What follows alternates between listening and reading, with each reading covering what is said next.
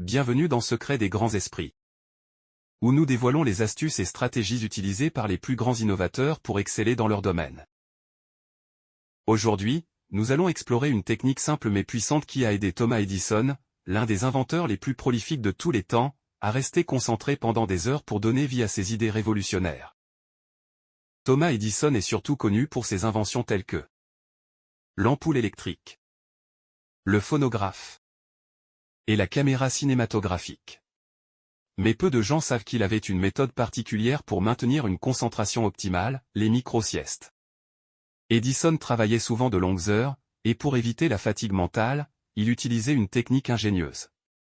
Lorsqu'il sentait la fatigue s'installer, Edison s'asseyait dans un fauteuil, tenant une bille en métal dans sa main. Au moment où il s'endormait légèrement, la bille tombait, frappant le sol et le réveillant instantanément. Cela l'empêchait de sombrer dans un sommeil profond tout en lui offrant un court repos mental, suffisant pour rafraîchir son esprit et retrouver toute sa concentration. Cette technique, simple mais efficace, permettait à Edison de rester productif pendant de longues périodes, en évitant les effets négatifs de la fatigue prolongée. En restant dans cet état de concentration optimale, Edison a pu mener à bien plusieurs projets en même temps, déposant plus de 1000 brevets au cours de sa vie. Alors, pourquoi ne pas essayer la méthode d'Edison vous-même?